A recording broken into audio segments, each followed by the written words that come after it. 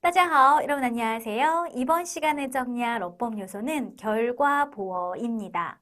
보어라는 것은 동사나 형용사 뒤에 쓰여서 그 동작에 대해 그리고 상태나 상황에 대해 어떠한지를 보충 설명하는 요소예요. 우리가 보통 보충 수업이라는 걸 언제 하죠?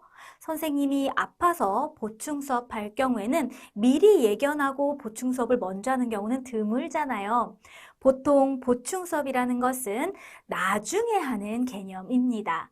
따라서 시간 발생 순서의 원칙에 따라 보충하는 성분 역시 중국어 문장 안에서는 뒤에 쓰인다, 나중에 쓰인다 라는 생각으로 접근하시면 비교적 쉽게 보어들을 이해하실 수 있어요. 자, 이번 시간에는요, 그 보어들 중에 결과 보어에 대해 정리해 보려고 하는데요. 결과 보어는 수어 뒤에 또 다른 동사나 형용사를 써서 동작의 결과 어떻게 되었는지를 보충하는 역할을 합니다. 동사 뒤에 또 다른 동사나 형용사를 써서 결과 보어의 표현을 완성한다. 자, 그렇다면 또 이렇게 생각을 하세요. 결과 보어로 쓰이는 것이 뭐 특정한 게 아니라 또 다른 동사가 쓰인다면 그럼 어떤 동사가 쓰였을 때 결과 보어로 보면 되는지 초급 단계에서는 몇 개 정해져 있어요. 여러분들이 교환해서 보시는 그 결과 보어들 표현만 일단 익숙해지시면 됩니다. 너무 욕심내지 않으셔도 돼요. 일단 이 결과 보어라는 것을 정리하는 데 있어서 여러분들이 기본적으로 갖고 가야 되는 개념은 시간 발생 순서의 원칙, 시간 순서대로 이해하시면 됩니다. 자, 먼저 완이라는 결과 보어는요, 원래 완료하다라는 의미를 갖고 있어서 결과 보어로 쓸 때도 동작 후 그 결과 완료하다라는 것을 보충해요. 쭈어는 하다라는 의미죠. 쭈어, 어떤 동작을 하고 그 결과 완료하다. 우리말로 자연스럽게 해석을 하면 다하다가 되겠습니다. 뭐 10가지를 해야 한다면 어떤 동작을 한 후 한 개, 두 개, 세 개, 그 10가지를 다 완료하다라는 개념이죠. 자, 여기에서 하나 더 표현을 플러스해 보도록 할게요. 어떤 표현이냐면 잘하다라는 표현이요. 저 준비 잘했어요. 저 준비 다 했어요. 라고 할 때는요. 챙겨야 할 것을 모두 챙기다라는 의미도 있지만 그 결과 좋다, 잘했다라는 긍정의 표현도 플러스가 돼요. 그럴 경우에는 우리가 결과보로서 형용사 하오를 쓰는데요. 쭈어 하오라고 하면 어떤 동작을 하고 그 결과 좋다. 결국에는 잘하다 내지는 다하다라고 해석하시면 되겠습니다. 만약에 여러분이 숙제를 다 하다라고 했을 때 쭈어완이라고 쓰시면은요. 해야 할 것을 모두 끝내다 라는 것만 내포하고요. 만약에 쭈어하오라고 하시면요. 그 결과 좋다, 꼼꼼하게 잘하기까지 했다 라는 의미도 내포하실 수 있어요. 경우에 따라서 적절하게 쓰실 수 있어야겠죠? 그리고 또 하나요. 따오라는 결과보어도 보도록 하겠습니다. 따오는요, 원래 목적에 이르다란 의미의 동사이지요. 이 동사 역시 결과보어로 많이 쓰이는데요. 또 다른 동사 뒤에 쓰여 그 동작 후 결과 목표를 달성하다라는 의미를 내포하고 있습니다.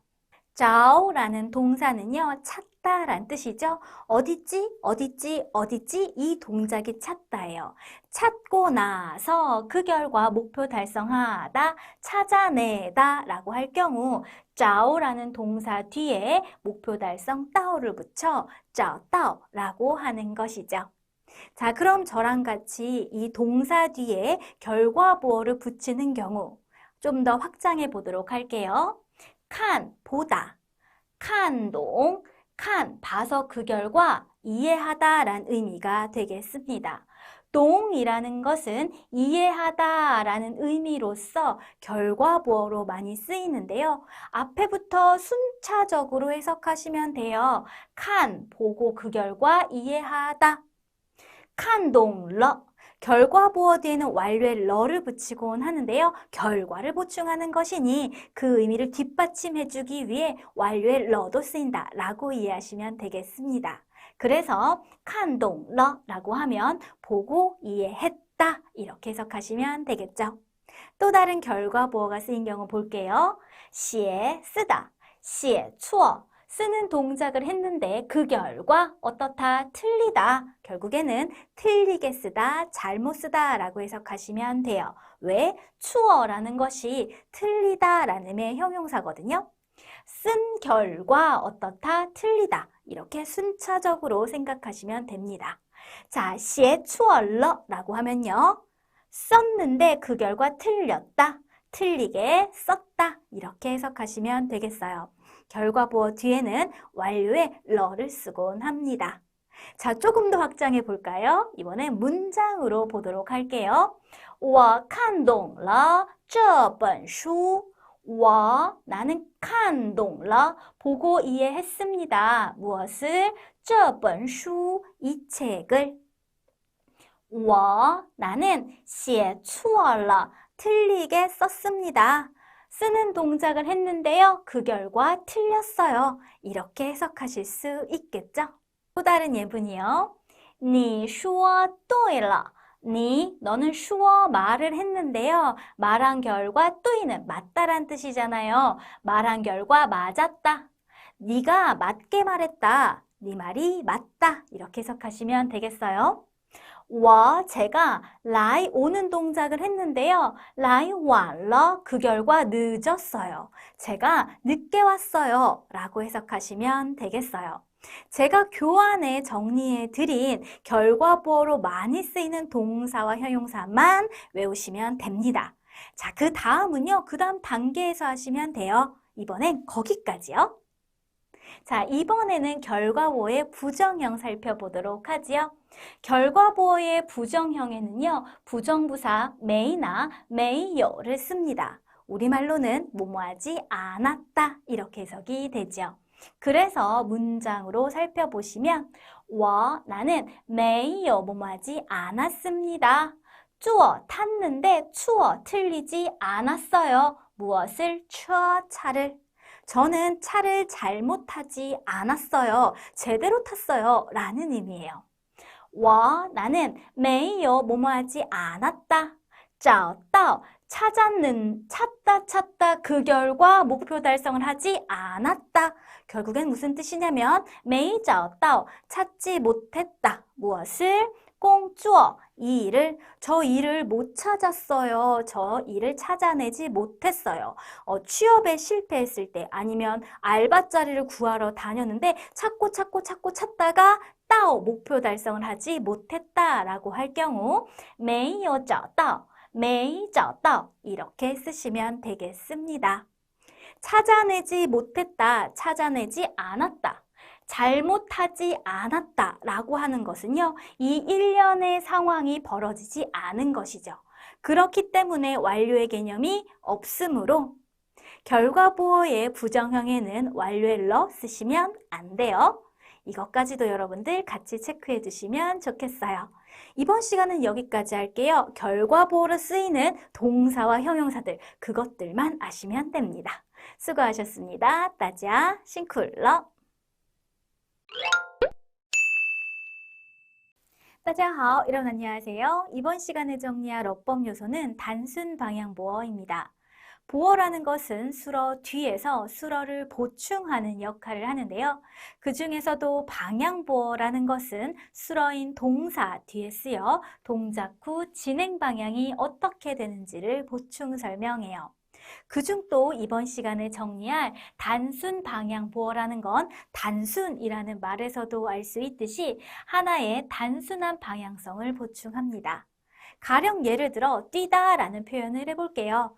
뛰다라는 표현은 동작, 움직임만을 나타내지요.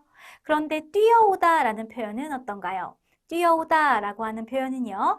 뛰는 동작을 한 후 그 결과 가까워지다라는 방향성을 표현하고 뛰어가다라고 한다면은요. 뛰는 동작을 한 후 그 결과 멀어지는 방향성을 표현하는 거예요. 우리말에서 뛰어오다, 뛰어가다라고 하는 것처럼 중국어에서도 오다라는 의미의 동사 লাই, 가다라는 의미의 동사 취를 사용하여 방향보어를 만듭니다. 그냥 어디에서 없던 표현을 가져다 쓰는 것이 아니라요. 방향보어는 원래 있던 다른 동사 표현을 가져다가 쓰면 되는 거예요. 오다, লাই 붙이는데요. 우리말의 어순과 같습니다. 뛰어오다이니 뛰다라는 표현 파오 먼저 쓰고요. 그 다음에 오다, 라이를 써서 파오라이, 파오라이라고 하고요. 뛰어가다 역시 우리말의 어순과 같습니다. 뛰다라는 동작 표현 파오 먼저 쓰고 그 뒤에 가다 취 쓰셔서 파오취, 파오취라고 하는 거예요. 방향보어로서의 라이와 취는 워낙 많이 쓰기 때문에 성조가 약화된 경향이 있어요. 자, 그렇다면 여러분, 라이와 취 외에 또 다른 방향보어엔 어떤 것들이 있을까요? 제가 방금 전에도 말씀드렸다시피 갑자기 어디에서 없던 단어를, 없던 한자를 갖다 쓰는 게 아니라고 했어요. 원래 있던 동사 표현을 쓰는데요. 오르다라는 의미의 상, 내리다라는 의미의 시야, 여러분 알고 계시죠? 이러한 동사 표현을 방향보어로서 활용하시면 됩니다.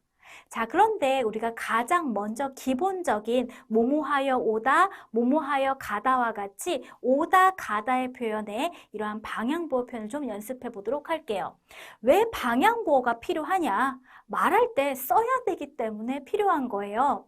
가령 예를 들어서 저기 친구가 있어요. 그러면 와라, 와 라고 할 수 있죠. 그럼 라이 라는 동사 표현만 하면 돼요. 여기 있던 친구한테 야 가 라고 한다면 야 취봐 라고 하여 가다라는 동사만 쓰면 된단 말이죠. 그런데 오르다 라는 동작 한번 보시겠어요? 제가 만약에 이 위에서 아래에 있는 친구에게 말을 한다면 야 친구야 오르다 올라라 라고 하지 않죠. 그쵸? 되게 어색하죠? 올라와라, 올라오렴 이렇게 말을 하게 돼요. 오르다라는 동작을 하면은요, 절로 가까워진다면 올라오다. 반대로 멀어진다면 올라가다라는 표현을 써야 되기 마련입니다. 제가 만약에 아래에 있어요. 그래서 위에 있는 친구에게 말합니다. 내려라, 내려라 이렇게 얘기하지 않죠. 너무 어색해요. 내려와라 라고 할 거고요. 만약에 내려가라 라고 할 수도 있는 거죠. 그쵸? 시야라는 이 동사 하나만으로는 그 상황을 정확하게 묘사할 수 없기 때문에 그 뒤에 가까워지다 라이, 그 뒤에 멀어지다 취를 붙이게 되는 거예요. 추라는 것도 마찬가지입니다. 우리말에서도요. 나오다, 나가다라고 하지 나다, 나다 이런 표현 없어요. 오다 가다가 필요하니까 그런 거예요. 우리말 그대로 순서대로 하시면 됩니다. 나오다 출라이, 나가다 추취라고 하시면 되는 거예요. 그러면 들어오세요 라고 하죠. 그죠? 들어라. 그죠? 옛날 사극에는 들게 이런 말 하기도 하는데요. 현대 한국어에서는요. 네, 들어오세요. 아니면 들어가세요. 이렇게 오다 가다 방향성을 붙이기 마련이에요. 그러니 들어오다는 찐라이, 들어가다는 찐취라고 하고요. 우리가 집에 가다라고 할 때요. 회자, 회자라고 하잖아요. 이때 호이라는 동사 하나만 쓰기도 하는데요. 되돌리다라는 의미로 쓰일 경우 우리는 또 자연스럽게 표현할 때는 이렇게 됩니다. 돌아오다, 돌아가다. 그래서 돌아오다, 호일라이, 돌아가다, 호이취. 건너오다, 다가오다는 꾸어, 꾸어라이라고 하고요. 건너가다, 다가가다는 꾸어취라고 하는 거죠. 그런데 일어나다라는 표현은요. 지 뒤에 라이만 붙여서 칠라이, 칠라이 이렇게 표현을 합니다. 자, 이렇게 오다, 라이, 취 외에 다른 동작을 나타내는 움직임의 의미를 갖는 동사들은요. 상황에 따라서 모두 다 방향보어, 라이나 취를 붙일 수 있다는 걸 여러분들 눈치채실 수 있을 거예요. 자, 그런데 여기 나와 있는 상, 샤, 추, 진, 호이, 꾸어, 지는요. 이 자체가 또 역시 또 다른 동사의 방향보어, 단순 방향보어 역할을 하기도 합니다. 저랑 같이 예문으로 정리할게요. 첫 번째 예문 보도록 할게요. 你可以进来. 순서대로 해석하시면 돼요. 앞에부터 차근차근. 너는 可以 뭐뭐해도 된다. 뭐해도 된다. 进来 들어오다. 들어와도 된다. 我们 우리 出去 나가다. 나가서 玩 노는 거 好不好? 좋아 안 좋아? 어때? 买书 책을 사다. 买书的 책을 사는 책을 살 钱 돈 말이야. 我 나는 带来 带 챙기다 가지다. 带来 가져오다 챙겨오다. 带来了 챙겨왔다. 책 살 돈 말이야. 나는 가지고 왔다. 이렇게 해석하시면 되겠죠? 이번에는 동사 뒤에 来去 외에 다른 단순 방향부어가 쓰인 경우 한번 보도록 할게요. 上이라는 것은 본래 오르다란 의미의 동사이지요. 그런데 또 다른 동사 뒤에서 방향성을 보충하기도 합니다. 上 앞에 쓰인 이 파라는 동사는요. 기어오르다, 등반하다 라는 의미를 가져서 이 동작은 위로의 방향성이 생겨요. 그래서 上이 붙는 거예요. 小猫 고양이가 自己 자기 스스로 爬上了 기어 올랐다 이렇게 해석하시면 되겠습니다. 이번에는 방향부어의 부정 형식 한번 보도록 하죠. 뭐뭐하지 않았다 란 의미의 부정부사 没나 没有를 쓰시면 되는데요. 앞에부터 또 차근차근 해석하시면 무리가 없어요. 방향부어가 해석할 때는 어렵지 않습니다. 그는 没有 뭐하지 않았다. 뭐하지 않았다. 出去 나가서 玩 놀지 않았다. 그는 나가서 놀지 않았어요. 그는 놀러 나가지 않았어요. 라고 해석하시면 되죠. 买书的钱 책 살 돈 말이야. 我 나는 没有 뭐하지 않았어요. 뭐하지 않았어요. 带来 가져오지 않았어요. 라고 해석하시면 되겠죠. 그리고 마지막 포인트요. 장소 목적어의 위치인데요. 동작, 움직임을 나타내고 방향성이 있다 보니 목적지가 되는 장소 목적어를 쓸 상황이 생깁니다. 여러분들이 초급 단계에서는요. 그걸 정말 정확하게 작문하는 것까진 하지 않으셔도 돼요. 해석만 할 줄 아셔도 되는데요. 그런데 사실 어렵지 않기 때문에 제가 중요한 주문을 하나 가르쳐 드리려고요. 장소 목적어는요. 방향부어 来去 앞. 어디 앞이요? 장소를 나타내는 장소 목적어는 방향부어 来去 앞이다. 장소 목적어는 방향부어 来去 앞이라는 것은 来去가 아닌 방향부어보다는 뒤에 써야 된다는 얘기예요. 두 개의 규칙을 다 기억하기보다는 하나만 확실하게 기억하세요. 단순 방향부어 来去 앞이다 라고요. 자, 그럼 예문을 볼까요? 我们 우리는 进去吧 들어가자인데요. 중간에 教室 교실이 나와 있죠. 우리 교실로 들어가자 라고 해석하시면 되는데요.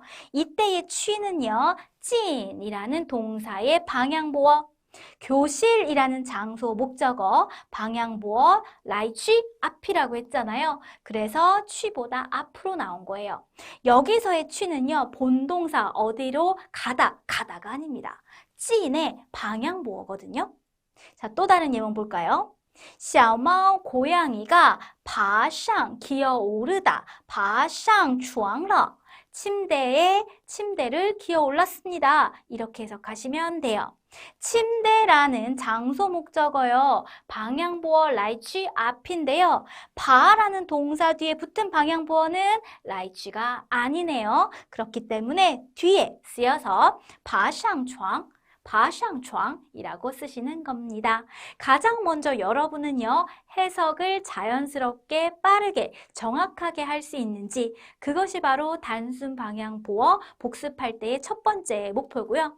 그게 너무 이젠 쉬워졌어요. 익숙해졌다라고 하셔서 조금 욕심이 나시는 분들은 한국어 뜻을 쭉 적으시고 그 한국어 뜻을 우리 교환에 있는 중국어처럼 작문하는 연습을 한번 해보세요. 그렇다면 여러분들이 해석하는 것 외에 문장을 구사하시는 능력도 키우실 수 있고요. 이 기본기가 탄탄하면 나중에 중급에 가시거나 고급에 가셔서 좀 어려운 단어 그리고 추상적인 단어를 만날지라도 바로 이 기본기에 근거해서 보다 더 빠르게 다른 사람들보단 더 잘 문장을 완성하실 수 있을 거예요. 기본기가 탄탄해야 됩니다. 저는 이번 시간 여기까지 할게요. 다자 싱쿨러. 大家好, 여러분 안녕하세요. 이번 시간에 정리할 어법 요소는 복합 방향 보어입니다. 보어라는 것은 수어 뒤에 쓰여서 동작이나 상태, 상황에 대해 보충 설명하는 요소이지요. 그 중에 방향 보어라는 것은 기본적으로 동작 후 동작의 진행 방향이 어떻게 되는지를 보충 설명해요. 기본적으로 단순 방향 보어라는 것이 있는데요. 단순 방향 보어는 단순한 거예요. 그렇기 때문에 방향 보어가 하나만 쓰인 경우 우리말에도 이 표현이 있는데요. 바로 뛰어오다, 뛰어오르다 같은 거예요. 그냥 뛰다라는 동작만 말하면 방향성은 없습니다. 움직임만 있지요. 그런데 뛰어오다라고 하면 뛰는 동작을 한 뒤 방향성이요. 가까워지다 라는 의미고요. 뛰어오르다라는 것은 뛰는 동작을 한 뒤 방향이요. 위를 향한다 라는 것을 보충 설명하는 것이죠. 상황을 정확하게 묘사할 수 있는 역할을 합니다. 자, 그런데 복합 방향 보어라는 것도 있어요. 방금 했었던 단순 방향 보어는요. 맞아요. 방향 보어가 하나였는데요. 복합 방향 보어는 방향성이 두 가지의 복합적인 것입니다. 따라서 동사 뒤에 방향 보어가 몇 개? 두 개인 경우. 왜 복합 방향 보어라는 것이 생겼냐면 단순 방향 보어만으로는 의미 전달이 또 정확하지 않기 때문이에요. 자, 한번 비교해 볼게요. 동사만 쓰는 경우 뛰다, 跑, 움직임만 있고 방향성이 없죠. 단순 방향 보어 오르다를 써서 위로의 방향을 보충합니다. 그러면 뛰어오르다라는 표현으로 중국어에서는 跑上이라고 하죠. 跑, 뛰는 동작을 한 후 그 결과 위로의 방향. 그런데 뛰어오르다라고 한다면 상황이요 또 정확하지 않아요. 이 말을 하는 사람이 같이 아래에 있을 수도 있고 아니면 떨어져서 먼저 위에 올라가 있을 수도 있습니다. 만약에 이 말을 하는 사람이 이 행동을 하는 사람과 멀리 있다면 이렇게 말해야 되겠죠? 요 A라는 사람이 뛰어 올라온다. 만약에 이 말을 하는 사람이 A와 함께 똑같이 아래에 있다면 A가 뛰어 올라간다라고 하겠죠. 이처럼 복합 방향 보어 표현을 하면은요, 더 많은 정보를 전달할 수 있는 거예요. 정확하게 말이죠. 그래서 복합 방향 보어라는 것은 경우에 따라 뛰어 올라오다, 跑上来 혹은 뛰어 올라가다, 跑上去 이렇게 표현하는 것을 가리킵니다. 자, 그러면 복합 방향 보어에는 어떤 것들이 있을까요? 복합 방향 보어는 방향 보어가 몇 개? 두 개인 것. 그리고 앞에 쓰이는 방향 보어 1과 뒤에 쓰이는 방향 보어 2가 정해져 있어요. 단순 방향 보어로는 이러한 것들을 쓸 수가 있습니다. 단순 방향 보어 하나 골랐으면 되는 것이죠. 그런데 복합 방향 보어로 쓸 때는요. 뒤에 쓰이는 방향 보어 2는요. 라이 아니면 취예요. 다른 거 쓸 수가 없어요. 그리고 그 앞에 방향 보어 1은요. 라이와 취가 아닌 나머지 방향 보어들을 다 쓰실 수 있습니다. 그래서 의미에 따라 여러분들이 싹싹싹 골라서 쓰시면 되는 거예요.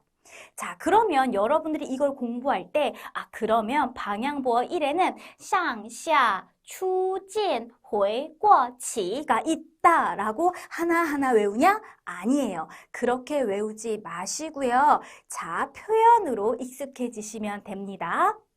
뛰어내려오다라는 표현을 한번 해볼게요. 우리말의 어순과 똑같기 때문에 그대로 떠올리시면 돼요. 먼저 뛰어니까 뛰다라는 동작 파오 쓰고요. 뛰어내려 아래로의 방향이니까 시아 쓰시고 그 결과 오다 가까워지다이니 오다의 의미인 라이를 뒤에 붙여 파오 시아 라이라고 하시면 되는 거죠. 걸어 들어가다 한번 해볼까요? 먼저 동작 걷다 해야 돼요. 走. 들어가다니까 먼저 안으로의 방향이 생겨야 되겠지요. 찐. 그리고 그 결과 걸어 들어가니까 멀어지는 거예요. 가다 취가 쓰이면 되겠습니다.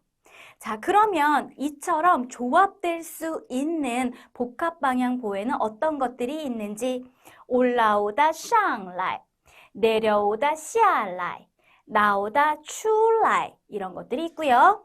들어가다 进去 돌아가다 回去 지나가다 过去가 있습니다.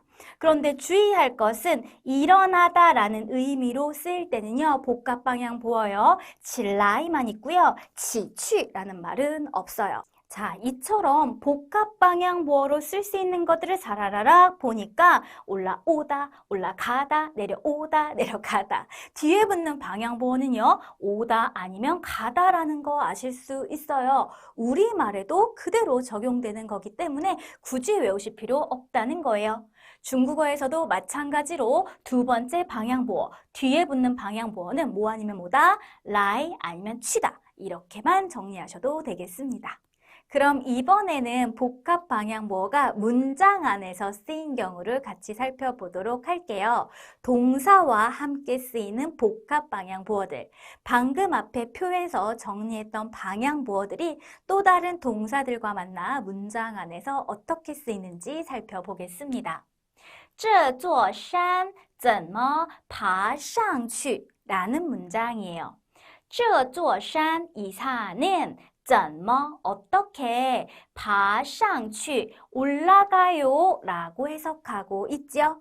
산을 오르다 라고 할 때는 파라는 동작을 써야 됩니다. 산을 오르다 라는 동작 한번 볼까요? 먼저 파라는 동작 해야 돼요. 산을 오르다 파산이니까 파한 뒤 산을 올라가는 거니까요. 위로의 방향이죠. 샹이 붙고요. 올라가는 거니 멀어지기 때문에 맨 뒤에는 취가 이렇게 붙는 거예요.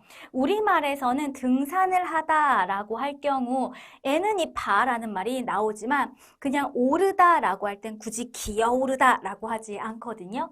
그래서 초급자분들은 산을 오르다 라고 할 때 이 등반하다에 해당하는 파라는 동작을 많이 빼먹으세요. 여러분은 그렇지 않도록 주의하세요. 왜냐하면 2급, 3급에서도 이 파산, 산을 오르다, 등반하다, 등산하다 라는 표현이 잘 등장하거든요.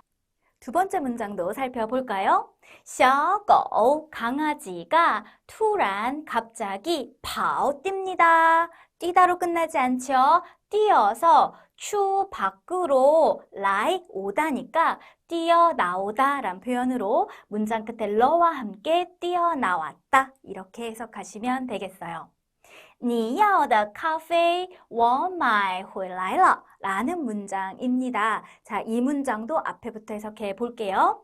你要的, 네가 원하는 咖啡, 커피 말이야. 그 커피는 我, 내가 买, 사서 回, 돌아왔다. 回来了 이렇게 얘기하고 있으니까 돌아왔다라고 해석하시면 되겠습니다.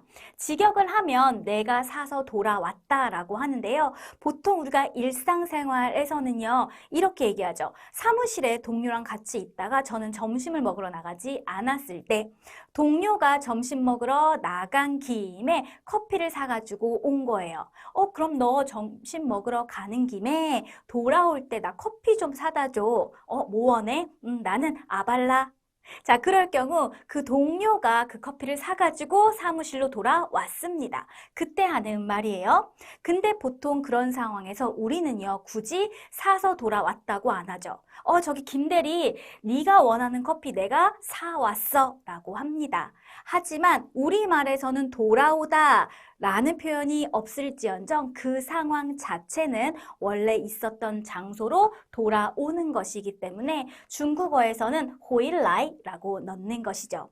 어떻게 보면 우리말보다는 중국어의 방향보호 표현이 보다 상황을 정확하게 묘사하는 역할을 한다고 볼 수 있습니다. 마지막 예문 살펴볼까요? 小猫 고양이는 이미 爬上去 올라가다. 爬上去了 올라갔다. 어디를? 床 침대를. 고양이는 이미 침대로 기어 올라갔다라는 문장입니다. 어때요? 동사부터 차근차근 순차적으로 해석하면 우리말과 어순이 같다는 것을 이해하실 수 있죠.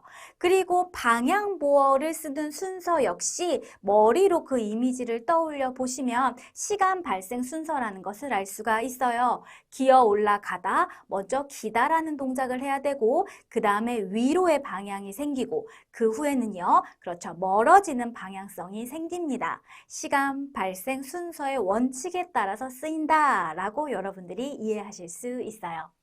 그 다음에는 중요한 포인트인데요. 목적어를 쓰는 거 한번 정리를 할게요. 장소 목적어는 방향보어와 함께 쓸 때 기본적으로 이렇게 기억하시는 것이 가장 쉽습니다. 어디? 来去 앞. 장소 목적어는 방향보어 来去 앞이다 라고 말이죠.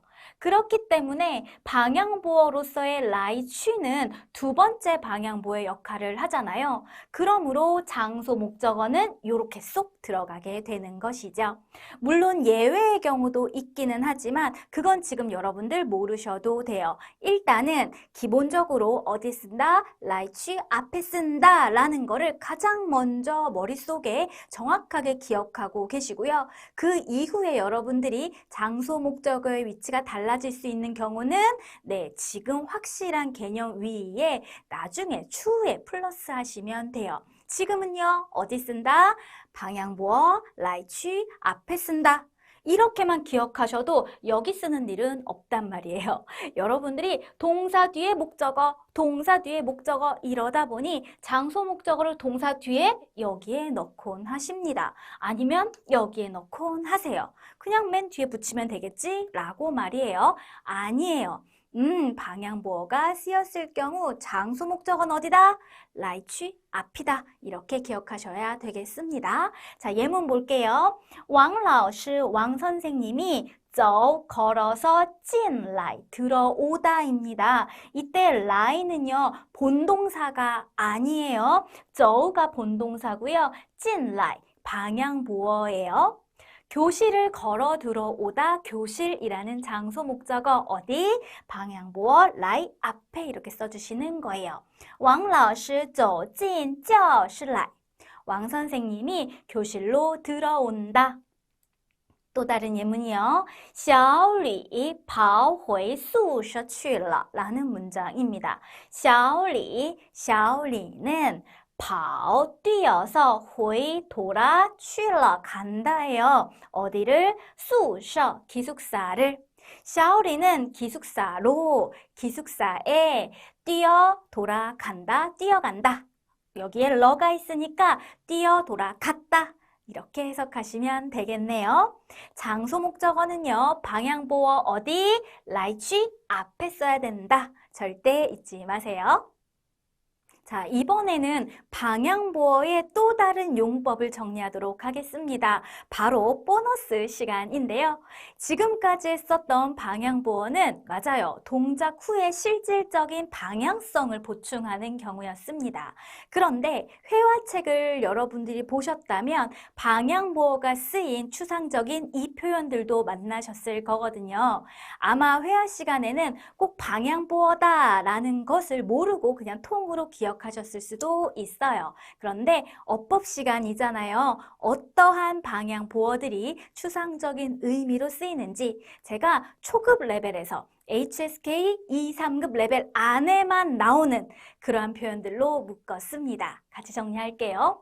먼저 첫 번째, 동사 뒤에 샹이 붙을 경우 샹이라는 것은 방향성이 어떻게 되죠? 위로의 방향성이 되죠.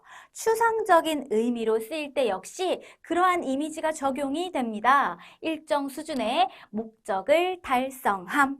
어떤 경우에 쓰이냐면 我儿子, 내 아들은 考上大学了 라는 문장이에요.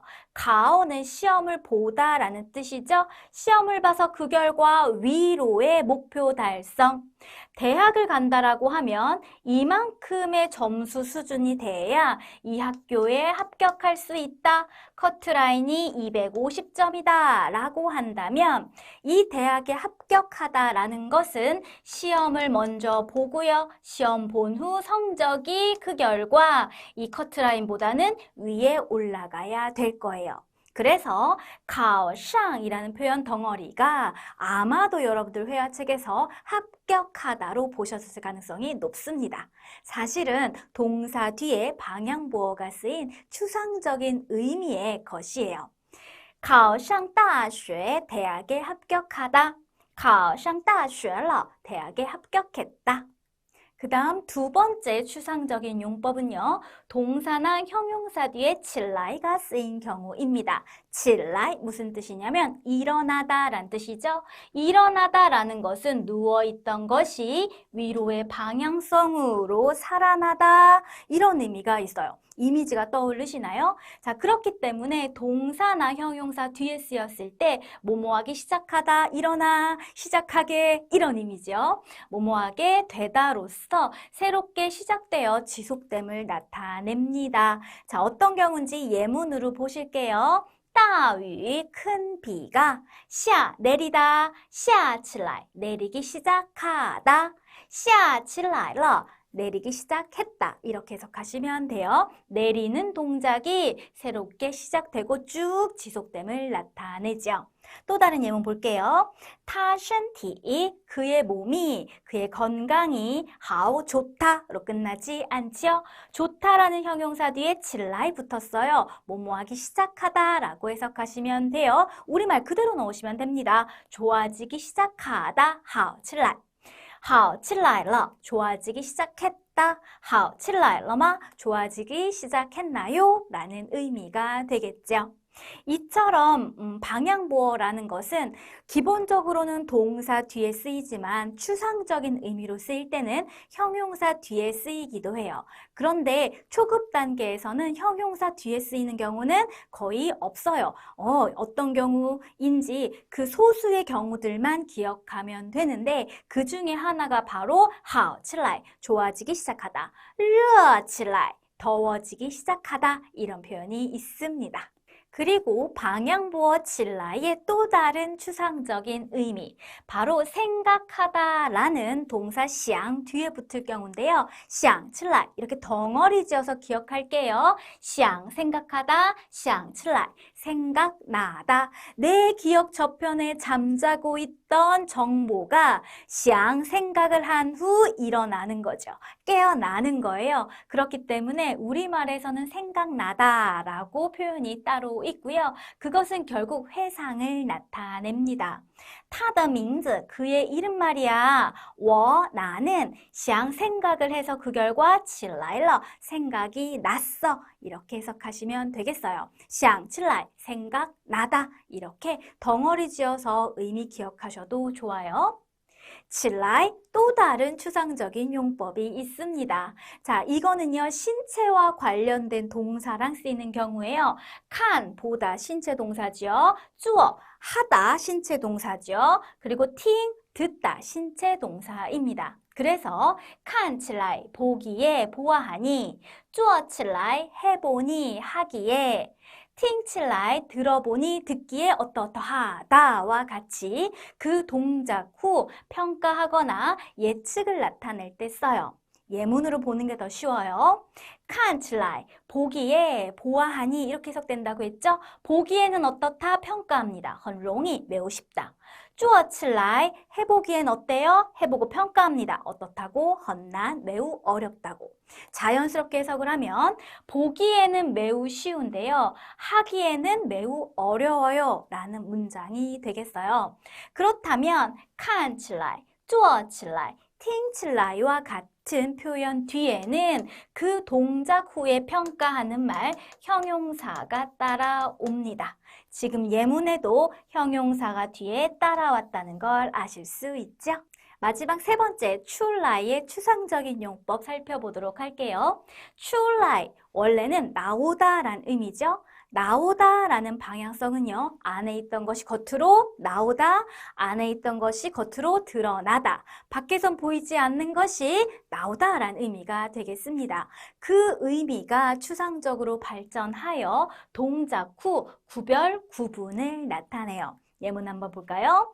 我是韩国人, 나는 한국 사람인데요. 你, 당신, 看, 봐서 그 결과 出来了吗? 구분했나요? 저 한국 사람인데요. 당신 저 한국 사람인 거 알아봤어요? 라는 의미가 돼요. 그럼 이런 경우 한번 생각해 볼게요. 전화가 와서 전화를 딱 받았는데요. 제가 여보세요 하니까 상대방이 누군지 말도 안 하고 누군지 맞춰봐라 라고 얘기하는 거죠. 그럴 경우 뭐 장난에 딱 들어보니까 샤오왕인데요. 그럴 때 야, 나 알아들었어. 너 샤오왕이잖아. 이렇게 말할 수 있습니다.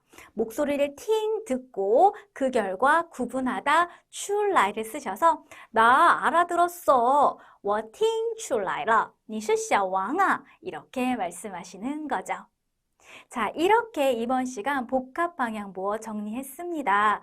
기본적인 방향성을 나타내는 표현 외에 추상적인 의미도 정리를 했죠. 그래서 다른 강의들보단 조금 길었어요. 많은 내용을 담고 있는데요. 추상적인 의미의 것은 여러분들 일단 이해하시고요. 앞에 있는 동사나 앞에 있는 형용사와 묶어서 덩어리 표현으로 정리하시는 것도 좋은 방법이에요. 好,起来, 좋아지기 시작하다. 이런 식으로 말이죠. 想起来, 생각나다. 잘하셨습니다. 看出来, 보고 구별하다. 이렇게 말이죠. 이것 또한 여러분들이 복습하는 중요한 비법이에요. 수고하셨습니다. 大家辛苦了. 大家好, 여러분 안녕하세요. 이번 시간에 정리할 어법 요소는 가능보어입니다. 보어는 수러 뒤에 쓰여서 동작이나 상태, 상황을 보충 설명할 때 쓰지요. 그 중에서도 가능보어는 동작 후에 결과나 방향성의 가능을 보충합니다. 즉, 동작 자체의 가능 불가능을 의미하는 건 아니라는 거. 우리가 가장 기본적으로 알고 있는 뭐뭐 할 수 있다라는 표현은 조동사 능이에요. 조동사 능은 수러 앞에 써서 가능을 나타내지요. 그래서 먹을 수 있다라고 한다면 能吃라고 하고요. 먹을 수 없다라고 한다면 不能吃라고 해요. 먹는 동작 자체에 가능 불가능을 나타내고 不能吃 같은 경우는 금지를 나타내기도 합니다. 즉, 吃 자체가 안 되는 거죠. 그런데 가능보어에서의 할 수 없다에 해당하는 말은요, 동작 자체를 할 수 있는 능력은 있어요. 그런데 다른 요인으로 인해 실현이 불가능하다라는 의미를 나타내요. 가능보어로서의 뭐뭐 할 수 있다라는 것은요, 동사 뒤에 보충하는 역할을 하니까 동사 뒤에 보어로서 써야 되겠죠. 的了를 써서 먹을 수 있다, 吃的了라고 한다거나 아니면 부정을 나타낼 때는요, 동사 뒤에 的 대신에 不를 써서 不了의 형태로 때문에 먹을 수 없다라고 한다면 吃不了 이렇게 말씀하시면 됩니다. 이 러요, 원래 러로 알고 있죠? 그런데 가능보어에서는 了라고 읽어야 한다는 것도 여러분이 체크하셔야 되겠네요. 我吃得了, 나는 먹을 수 있다. 我吃不了, 나는 먹을 수 없다. 먹을래야 먹을 수 없다. 즉, 나는 못 먹겠다라는 뜻이에요.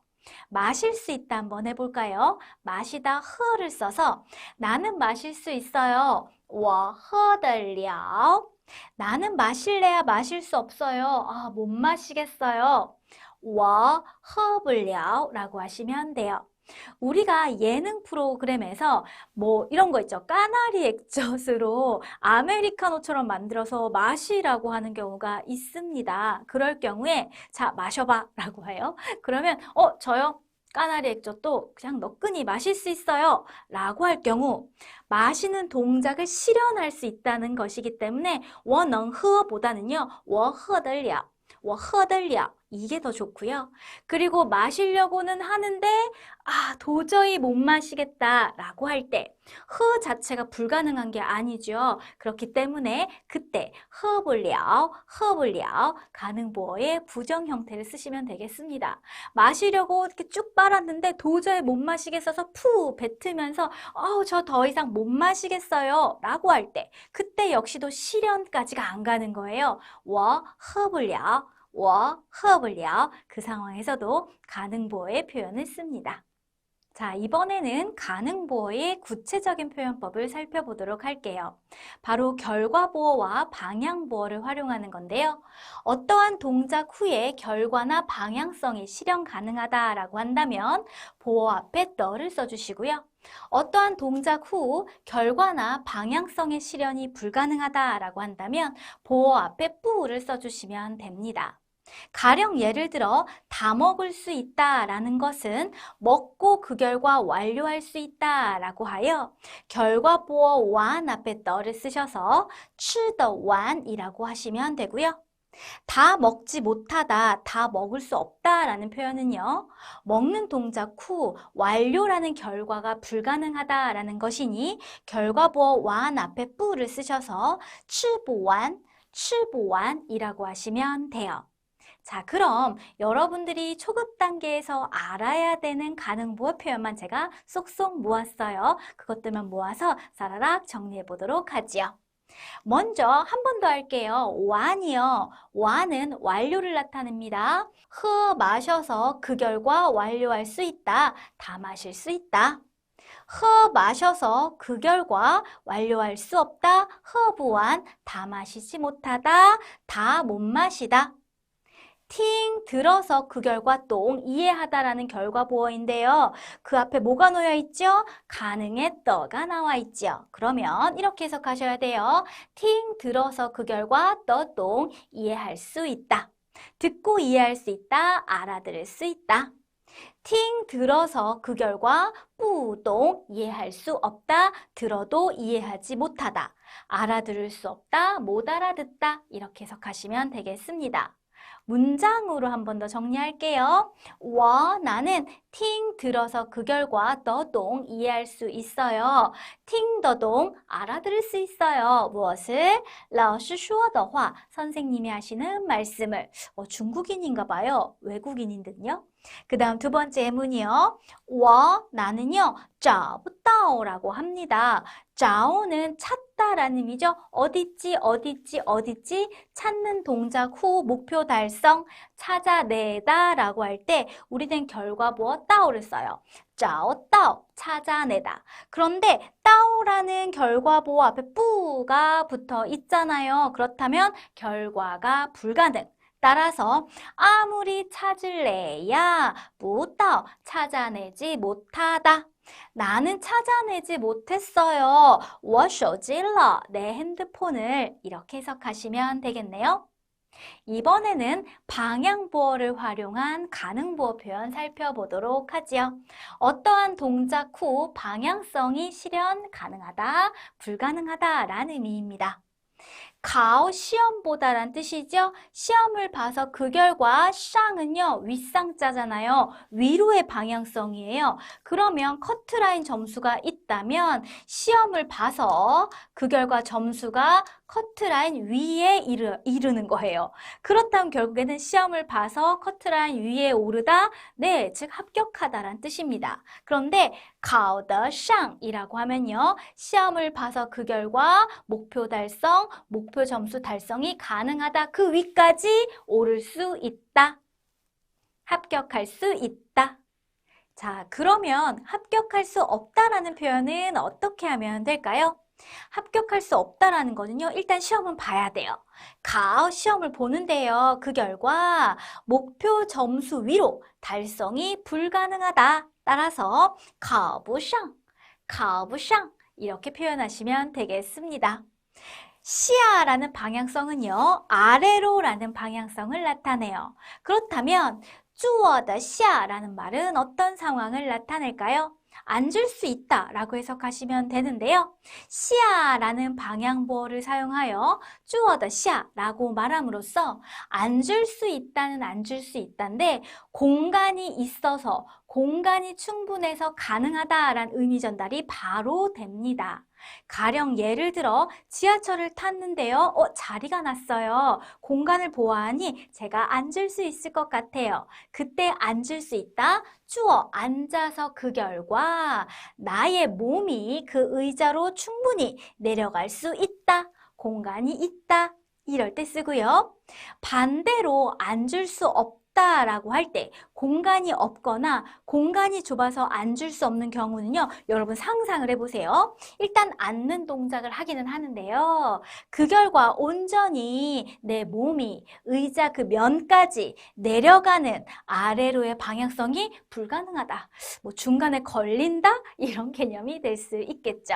그래서 坐不下라고 하면 공간이 없어서, 공간이 좁아서 앉을 수 없다는 의미 전달이 바로 가능합니다.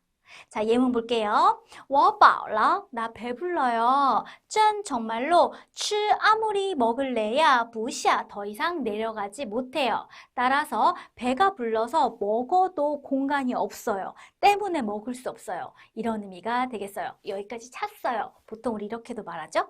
자, 그 다음 예문 볼게요.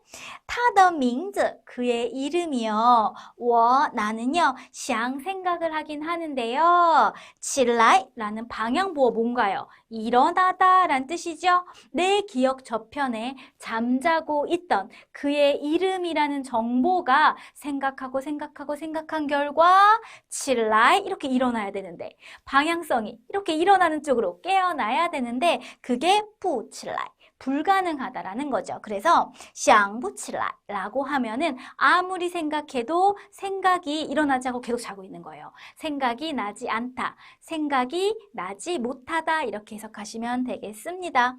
나 아무리 생각해도 그의 이름이 생각이 나지 않아. 실현 불가능.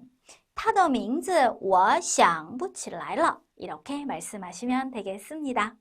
이번 시간에 가능보어에 대해서 개념을 제가 정리해 드렸어요. 보통 여러분들이 알고 있는 할 수 있다, 할 수 없다와는 또 다른 상황에서의 실현 가능, 실현 불가능을 나타내죠. 이해한 이 개념을 바탕으로 우리가 교환해서 정리했었던 대표 표현들 있잖아요. 그 표현들 위주로 정리하시면 되겠습니다. 수고하셨습니다. 따자 싱쿨러. 大家好, 여러분 안녕하세요. 이번 시간에 정리할 어법 요소는 정도보어입니다. 보어는 수로 뒤에 쓰여서 동작이나 상태, 상황에 대해 보충 설명하는 역할을 하지요.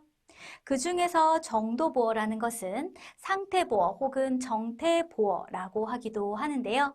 동작 후에 그 동작이 어떤지 소감, 묘사, 평가를 나타내거나 상태를 나타내는 상태의 정도가 심함을 보충하는 역할을 하기도 합니다. 이처럼 정도보어는 동작을 나타내는 말 동사 뒤에 쓰이기도 하고 상태를 나타내는 말 형용사 뒤에 쓰이기도 한다라는 거죠. 그런데 반드시 여러분들이 기억해야 되는 점은 동사 뒤에 정도보어를 쓸 때는요. 조사 더를 반드시 써야 된다라는 거. 형용사 뒤에 정도보어를 쓸 때는 쓸 때도 있고 쓰지 않을 때도 있다라는 거. 이것을 먼저 기억해 두세요.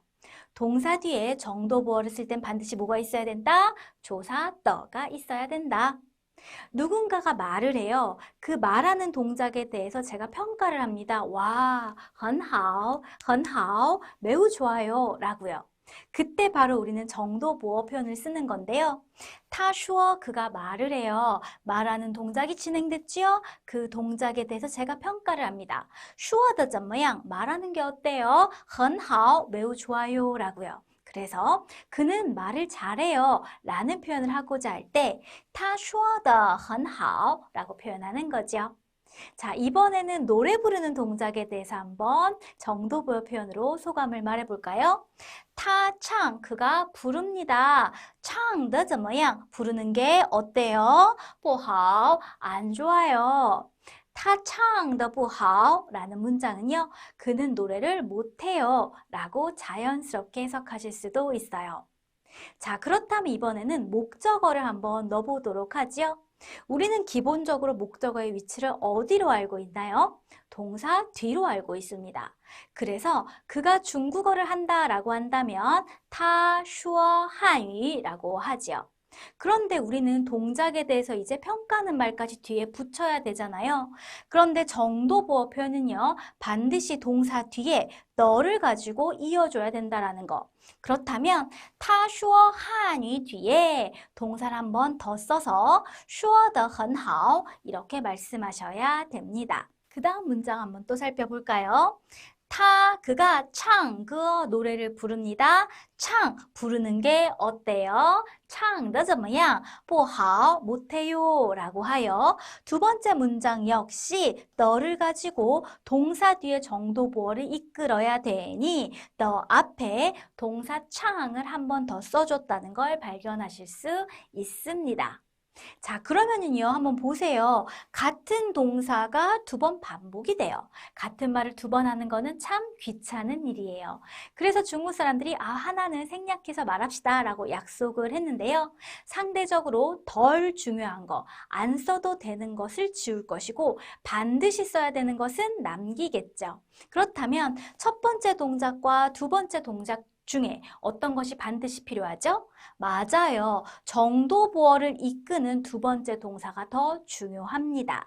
그래서 앞에 동사를 생략하여 他汉语说得很好 라고 하거나 他歌唱得不好 이렇게 표현하실 수 있는 거예요. 그럼 이번에는 상태의 정도를 보충하는 정도보어 한번 보도록 하지요. 형용사 뒤에서 상태의 정도가 심함을 보충하는 것이 바로 정도보어예요. 그래서 형용사 뒤에 어떤 말이 붙었다라고 한다면 무조건 매우라고 해석하시면 됩니다. 그런데 여러분들이 기초, 초급 단계에서 아셔야 되는 정도보어는 두 가지가 있어요. 하나는 질러, 그리고 또 하나는 슬러인데요. 이 두 가지의 정도보어는요, 너와 함께 쓰시면 절대 안 되고 형용사 뒤에 바로 이어주셔야 돼요. 그래서 高兴 기쁘다, 매우 기쁘다, 高兴极了 라고 하여 그는 너무 기뻐해요 라고 한다면 他高兴极了 라고 하시면 되고요. 死了 라는 표현 역시도 피곤하다, 레이 형용사 뒤에 바로 써서 매우 피곤하다, 累死了 라고 하시고 저 너무 피곤해요 라고 한다면 문장으로 말해 볼게요. 我累死了 이렇게 표현하시면 되는 거예요.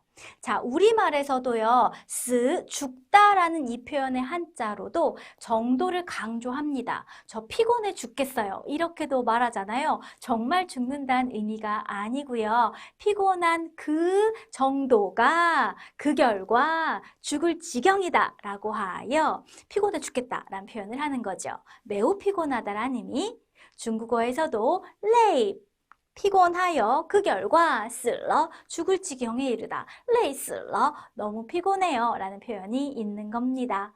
우리말과 유사한 부분이지요. 이렇게 정도보어를 정리해 봤어요. 동사 뒤에 정도보어를 쓸 때 반드시 조사 더가 쓰여야 된다라는 거, 그리고 목적어를 쓸 땐 동사를 한 번 더 써야 된다라는 거, 그리고 형용사 뒤에 써야 되는 정도보어는 여러분들 딱 두 가지만 아시면 되는데요. 急了, 死了 이 두 가지의 정도 표현은 맞습니다. 형용사 뒤에 바로 이어서 써야 된다라는 거, 이 포인트 기억하셔야겠습니다. 수고하셨습니다. 大家辛苦了. 大家好, 여러분 안녕하세요. 이번 시간에 정리할 어법 요소는 가능보어와 정도보어의 정반 의문문 형식이 되겠습니다. 보어라는 것은 수어 뒤에 쓰여서 동작, 상태, 상황에 대해 보충 설명하는 요소죠. 이 보어들 중에 가능보어와 정도보어를 사용할 때 우리는 정반 의문문의 형식으로 질문할 때가 많습니다. 특히 여러분의 회화책이나 아니면 HSK 문제 혹은 지문으로 정말 많이 등장을 하는데요. 여러분들이 좀 헷갈려 하세요. 그래서 제가 이번 시간에는 대표 문장만 쏙쏙 뽑아 왔습니다. 다른 거 다 모르셔도 돼요. 이번 시간에는 이 4가지의 문장만 딱 익숙해지게 소리내서 바로바로 내뱉을 수 있게 그렇게 연습하시면 되겠습니다. 만약에 툭 쳤을 때 툭 그 문장이 나올 만큼 여러분이 익숙해지잖아요. 그럼 훗날에 다른 생소한 동사, 생소한 표현이 등장한다 할지라도 여러분들이 어법 오류 없이 안에 단어만 적절하게 쏙쏙 바꿔서 올바른 문장을 구사하실 수 있을 거예요. 자, 먼저 가능보어의 정반 의문문부터 정리하지요. 가능보어의 정반 의문문, 긍정의 형식을 먼저 써주시고 부정의 형식을 뒤에 써주시면 됩니다. 가능보어의 긍정 형식이라는 것은 어떤 동작을 하여 그 결과 뭐뭐 할 수 있다. 부정 형식은요, 어떤 동작을 하여 그 결과 뭐뭐 할 수 없다. 이런 의미가 되겠죠. 너는 먹어요. 吃得完, 먹어서 그 결과 뭐 할 수 있어요? 끝낼 수 있어요. 결국에는 너는 다 먹을 수 있다. 부정 형식은요, 먹기는 먹는데요, 완료하지 못하다. 너는 다 먹지 못하다. 你吃不完이 되겠습니다. 긍정 형식과 부정 형식 연결만 해주면 의문문이 돼요. 자, 그런데요, 가능보어에서는 동사가 반복된다 할지라도 반드시 동사까지 덩어리 지어서 다 써주셔야 돼요. 그러므로 너는 吃得完,吃不完이라고 하여 너는 먹어서 그 결과 끝낼 수 있니? 아니면 먹어서 끝낼 수 없니? 너는 다 먹을 수 있니? 없니? 이러한 문장이 되는 거예요. 어떤 분들은 같은 동사가 쓰여 있으니 굳이 반복할 필요 없겠지라고 하여 你吃得完不完 이렇게 하곤 하시는데요. 어쩌면 지금 뜨끔한 분들 계실 거예요. 그렇게 쓰면 안 돼요. 너 다 먹을 수 있어 없어? 你吃得完吃不完 입에 익숙하게 만드세요. 또 다른 예문으로 한 번 더 연습해 볼까요? 너는 听得懂, 들어서 그 결과 이해할 수 있다, 들어서 이해할 수 있다, 알아들을 수 있다. 你听不懂, 들어도 이해하지 못하다, 알아듣지 못하다. 그럼 이것의 정반 의문문 형식은요, 너는 알아들을 수 있니, 없니가 되겠죠.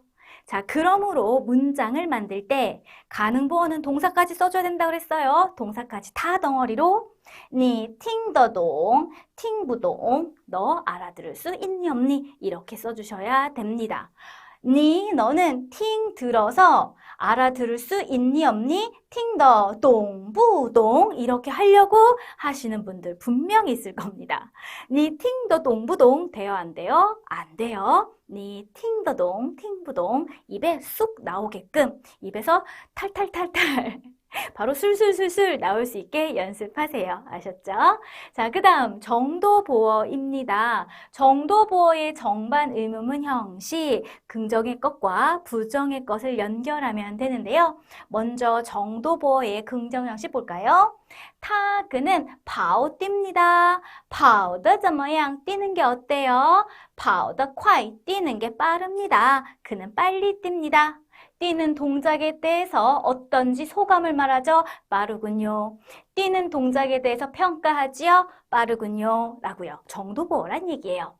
他 그는 跑 뜁니다. 跑得怎么样? 뛰는 속도가 어때요? 자, 평가합니다. 어떻다고? 不快 빠르지 않다고요. 그럼 他跑得不快 라는 문장은 그는 뛰는 게 빠르지 않다. 자, 그럼 이 긍정 형식과 부정 형식을 연결하여 정반 의문문을 만들어 볼게요. 그는 뛰는 게 빠르니 안 빠르니? 문장을 살펴보면他 그는 跑 뜁니다. 跑的怎么样? 뛰는 게 어때요? 快不快? 빨라요? 안 빨라요? 라고 질문하고 있습니다. 정도보어 같은 경우는 같은 동사만 반복하는 것이 아니라 그 뒤에 구조조사 더까지도 반복이 되죠. 동사 뒤에 쓰는 이 구조조사 더는요. 그렇죠. 정반 의문문에서 한 번만 쓰시면 됩니다. 他 그는 跑的 뛰는 게 어때요? 快不快? 빨라요? 안 빨라요? 라고요. 예문 하나 더 볼게요.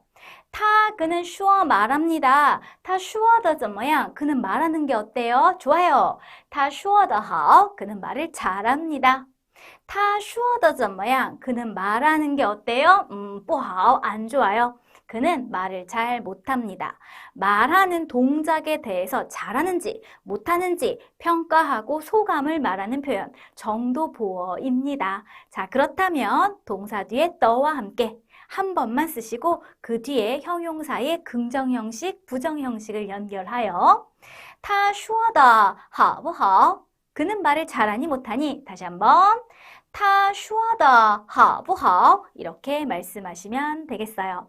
자, 이번 시간 딱 4개의 문장 제가 드렸어요. 가능보어의 정반 의문문 예문 2개, 그리고 정도보어의 정반 의문문 문장 2개 드렸습니다. 딱 4개의 문장만 여러분 술술술 나오게 익숙해지게끔 소리내서 여러분의 것으로 만드세요. 선생님, 이 4개의 문장만 해도 된다고요? 네, 이번 시간은 여기까지만 하셔도 됩니다. 이 4개의 문장이 완벽하면요, 나중에 어렵지 않아요. 수고하셨습니다. 따자, 싱쿨러. 大家好, 여러분 안녕하세요. 이번 시간에 정리할 어법 요소는 수량 보어입니다. 중국어 문장 안에서 보어라는 것은 수어 뒤에 쓰여 동작, 상태, 상황을 보충 설명하는 역할을 하지요. 그러한 보어들 중에 수량 보어라는 것이 있는데요. 이 수량 보어는 또 2가지로 나뉘어요. 첫 번째는 동작이 지속된 시간의 양을 나타내는 시량 보어. 그리고 또 다른 하나는 동작이 발생한 동작의 양, 동량보어. 이렇게 2가지가 있습니다. 자, 이 2가지 시량보어와 동량보어의 쓰임 한번 살펴보도록 할 텐데요. 중국어로서의 쓰임을 알아보기 전에 먼저 개념부터 좀 잡아볼게요. 우리말로 2년 배우다, 2번 보다라는 이 표현 한번 생각해 봅시다. 2년 배우다라는 말은요, 먼저 배우다란 동작이 진행이 돼야 돼요. 그래야 그 다음에 1년이든 2년이든 시간의 양의 개념은 그 다음에 발생하게 되는 것이죠. 2번 보다도 마찬가지입니다. 먼저 보다라는 동작이 발생해야 그 다음에 한 번이든 2번이든 동작의 양의 개념은 그 다음에 발생하게 되는 거죠. 우리가 중국어 문장의 어순을 결정하는 데 있어서 굉장히 중요한 큰 원칙이 있는데요. 아마 떠오르실 거예요. 바로 시간 발생 순서의 원칙. 저랑 공부하신 분들은 이 원칙에 대한 얘기를 엄청 많이 들으셨을 텐데요. 이건 역시도 이 원칙이 적용됩니다. 시간 발생 순서의 원칙에 따른다는 것은 무슨 의미냐면 시간적으로 먼저 발생하고 먼저 전제되어야 되는 요소가 앞에 쓰이고 시간적으로 나중에 발생하는 개념의 것이 뒤에 쓰인다라는 건데요. 그렇다면 2년 배우다라고 할 때 시간적으로 먼저 전제해야 되는 것. 그렇죠. 배우다라는 동작을 중국어에서 먼저 쓰고 그 다음에 생기는 2년이라는 시간의 양의 개념을 다음에 쓴다라는 것. 2번 보다일 때도 마찬가지입니다. 시간적으로 먼저 전제되어야 되고 먼저 발생해야 되는 동작, 보다를 먼저 쓰고요. 그 다음에 생기는 양의 개념, 동작의 양을 나타내는 말을 그 뒤에 쓴다라고 생각하시면 되겠죠. 자, 그럼 여러분들 결론이 벌써 나왔어요. 시량보어, 동량보어는 기본적으로 어디 쓴다? 동사 뒤에 쓴다. 우리말의 어순과 다르기 때문에 주의하셔야 되고요. 이 개념을 잘 기억하지 못하시는 분들은 실수를 하세요. 여러분들은 실수하시면 안 돼요. 저랑 공부하고 있잖아요. 시간의 양, 동작의 양의 개념은 어디 쓴다? 동사 뒤에 쓴다. 기본적으로. 자, 그럼 구체적으로 살펴보도록 하지요. 시량보어라는 것은 동작이 지속된 시간의 양을 나타낸다. 몇 분 동안, 몇 시간 동안, 며칠 동안, 몇 주 동안, 몇 개월 동안, 몇 년 동안 이러한 다양한 시간의 양의 표현이 있어요. 우리말로 한번 생각해 볼까요? 나는 1년 동안 배웠다 라고 한번 해보죠. 나는 我 배우다, 学 얼마 동안, 1년 동안, 1년 기본적인 순서 주어 쓰시고 그 다음 수로인 동사 쓰신 다음에 시간의 양의 개념을 뒤에 써주시는 거죠. 어렵지 않아요? 그런데 시간의 양의 표현을 할 때요, 우리가 하나 더 주의해야 되는 어법 요소가 있어요. 바로 러입니다. 우리말로 나는 1년 동안 배웠다 라고 하는 경우는요, 두 가지로 나눌 수가 있어요. 가령 예를 들어서 제가 피아노를 배운다고 한번 해볼게요. 저 1년 배웠어요 라는 말 안에는요, 첫 번째 상황 1년 배웠고 끝냈어요. 지금 안 배운다 라는 의미도 있을 수도 있고요. 피아노 배우신다면서요? 얼마나 배우셨어요? 아, 네, 저 1년 배웠어요 라고 할 때는요, 또한 어떤 상황도 있을 수 있냐면 지금도 배우고 있을 수도 있습니다. 그와 같이 내포된 의미에 따라서 러를 다르게 쓰는데요. 만약에 나는 1년 동안 배웠어요. 끝! 완료했고요. 지금은 배우지 않아요 라는 의미를 전달하고 싶다면 완료의 러 하나만 쓰세요. 완료의 러는 동사 바로 뒤에 써서 我学了一年 이렇게 하시면 되고요. 지금까지 1년 배웠고 그리고 앞으로도 배울 거예요. 시간은 계속 그렇죠. 흘러가고 상황은 변하게 된다라는 의미로서 완료의 동사들 러와 함께 문장 끝에 러를 같이 써주시는 거예요. 그렇다면 지금까지 배웠고 지금도 배우고 있음을 내포합니다. 我学了一年了. 저 1년 배웠어요. 우리말로는 我学了一年 이든 我学了一年了. 둘 다 똑같아요. 그런데 내포하는 표현이 다르다라는 거 여러분들 체크하셔야 됩니다. 자, 그 다음 동량보어 살펴보도록 하지요. 동량보어는 동사 뒤에서 동작이 발생한 동작의 양을 나타내지요. 여러분들이 초급 단계에서 알아야 되는 동작의 양의 표현으로는 츠밖에 없어요. 츠라는 이 단어는 번이라고 해석을 하고요. 한 번, 2츠, 두 번, 2次라고 합니다. 또 다른 횟수를 나타내는 표현들이 더 있는데요. 지금은 모르셔도 돼요.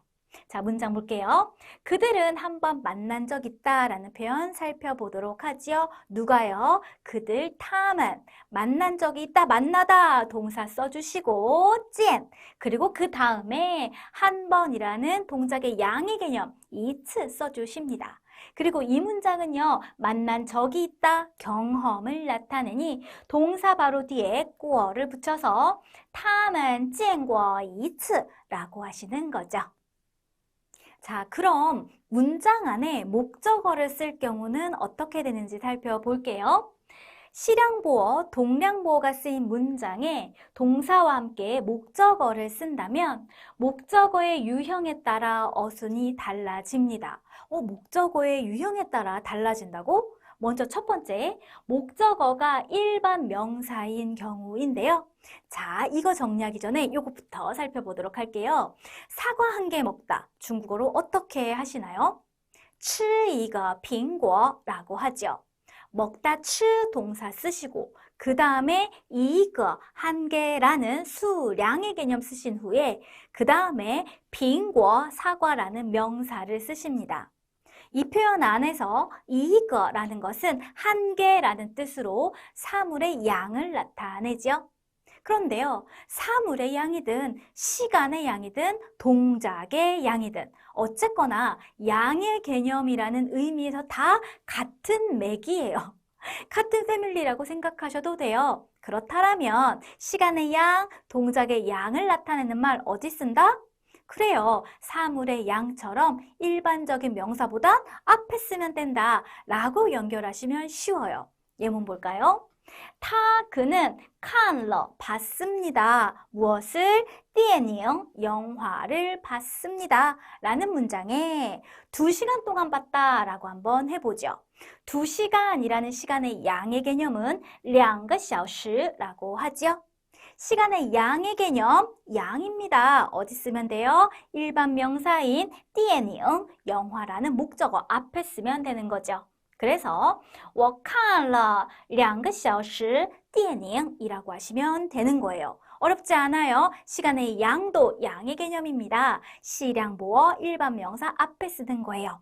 자, 그런데 시량보어를 쓸 경우 기본적인 이 어순 외에 2가지 좀 더 추가하도록 할게요. 첫 번째는 시량보어 뒤에 더를 쓸 수도 있다라는 거. 더는 원래 뭐뭐의라는 뜻이죠. 그래서 可는 看了 봤습니다. 2个小时的 2시간 동안의 电影 영화를 이렇게 관형어의 형태를 만들어서 쓰기도 해요. 그리고 2번째, 동사를 한 번 더 씁니다. 그래서 我 나는 看电影 영화를 봐요. 看了 그 본 시간이 얼마나 돼요? 2个小时 2시간 동안이요. 그래서 我看电影看了2个小时 라는 문장 어순으로 쓰기도 해요. 일반적인 양의 개념을 쓰는 위치와 더불어 시간의 양을 나타내는 말은 목적어가 일반 명사일 때 이렇게 2가지의 문장 형식이 또 존재를 합니다. 다음은 동량보어 쓰인 경우 한번 살펴볼까요? 我 나는 看过 본 적 있습니다. 무엇을? 中国电影 중국 영화를 이 문장 안에 한 번 본 적 있다. 한 번이라는 동작의 양 표현 넣어볼게요. 한 번이라는 말은 一次라고 하면 되는데요. 일반 명사 앞에 쓰면 됩니다. 그래서 我看过一次中国电影 이렇게 말씀하시면 돼요. 선생님 그러면 동량보어도 시량보어처럼 또 다른 문장 형식이 있나요? 아니에요. 동량보어는 이것만 기억하시면 돼요. 어렵지 않죠? 자, 그 다음 목적어가 대명사인 경우를 살펴보도록 할게요. 대명사라는 것은 나, 너, 그것 이런 표현이 되겠죠. 자, 그런데 생각해 볼게요. 한 사람이라고 할 때 이거른이라는 표현은 괜찮아요. 른이라는 일반 명사 앞에 이거라는 수량의 개념 넣죠. 그쵸? 그런데 그 사람이 나라고 생각해 볼게요. 그럴 경우 이거워 한 명의 나 이런 표현 있나요? 아니요. 그런 표현 없습니다. 그렇다는 건 뭐냐면 양의 개념은 대명사 앞에 쓸 수 없다. 그러면요, 선생님. 대명사 앞에 양의 개념 못 쓰면은요, 양의 개념은 더 앞으로 가야 되나요? 아니요. 동사 뒤에 러는요, 붙어 써야 돼요? 그럼 더 앞으로 가야 되나요? 아니요. 양의 개념은 동사 뒤에 쓴다고 라고 했어요. 그러면 동사 앞으로도 나갈 수 없네요. 그럼 어떡하죠? 방법은요. 더 뒤로 빠지는 수밖에 없겠죠. 그래서 목적어가 대명사일 때 양의 개념, 시간의 양, 시량, 보어는 대명사의 목적어 뒤로 빠진다. 계속 전반적인 그 어순의 개념을 가져다가 위치를 바꿔보니 다 안 되는 거예요. 그러니까 차선책으로 뒤로 빠진다라고 이해하시면 되겠죠. 我 나는 等了 기다렸습니다. 그를 얼마 동안? 1年 1년 동안. 나는 그를 1년 기다렸다. 또 다른 거요. 我 나는 见过 만난 적이 있습니다. 그를 몇 번? 3次 3번. 3번이라는 동작의 양을 나타내는 말, 원래는 동사 뒤 목적어 앞에 써야 되는데 목적어가요, 네, 대명사입니다. 대명사 앞에는 양의 개념 쓸 수 없으니 더 뒤로 빠진다. 앞으로 가자니 见, 만나다 라는 동사 뒤에 경험의 꾸어는요, 반드시 바싹 붙었어야 되니까 쓸 수가 없고요. 더 앞으로 가자니 동작의 양의 개념은 동사보다 기본적으로 뒤에 쓰니까 동사보다 앞에 쓰는 것도 말이 안 된단 말이에요. 그러니까 어디로 빠진다?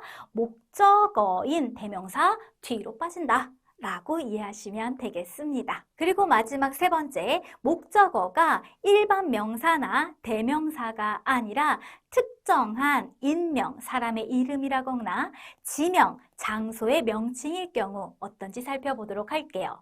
그럴 경우에 수량보어인 시량보어와 동량보어는 목적어 앞뒤에 다 쓰실 수가 있습니다. 그래서 나는 샤왕을 한참 동안 찾았다 라고 할 때 샤왕이라는 것은 사람의 성씨를 가져다가 부르는 인명이에요. 특정인을 나타내죠. 그리고 이 표현에서 한참 동안이라는 것은 꼭 1시간, 30분, 1년 이렇게 구체적인 시간이 아니라 불특정한 시간의 양을 나타냅니다. 어쨌거나 시간의 양이에요. 어떻게 쓴다? 그렇죠. 목적어인 인명 앞뒤 다 가능하다. 그래서 我找了 나는 찾았습니다. 半天 한참 동안 누구를 小王小王을 이렇게 말하거나 아니면 我找了小王半天 이렇게 쓰실 수도 있어요. 여기서 半天이라는 것을 그대로 해석하시면 반일이에요. 그러니까 하루의 반이다 라고 해서 반나절이라고 해석하기도 하고요. 꼭 반나절이 아니더라도 다소 긴 시간의 양, 한참 동안 의미로 쓰이기도 한다는 거 기억하시면 좋겠습니다. 나는 중국에 3번 가봤다 라는 표현 한번 보도록 할까요? 我去过 나는 가본 적이 있습니다. 3次 3번 어디에? 중국에. 장소를 나타내는 일반 명사 아니고요. 그렇죠? 대명사도 아니고요. 중국이라는 특정한 장소를 나타내는 명칭. 그래서 이때 동작의 양을 나타내는 말 어디 씁니다? 앞뒤 다 가능해요. 그러므로 我去过中国3次 이렇게도 표현하실 수 있는 거예요. 어렵지 않지요? 자, 인명, 지명일 때는요, 여러분들이 좀 더 중국어를 공부하시면 또 다른 예외의 어순이 등장을 합니다. 그런데 그건 나중에 배우세요. 지금은요, 목적어가 일반 명사인 경우, 대명사인 경우, 인명, 지명인 경우 딱 요만큼만 기억하시면 되겠어요. 어렵지 않죠? 하실 수 있습니다. 수고 많이 하셨습니다. 따자, 싱쿨러.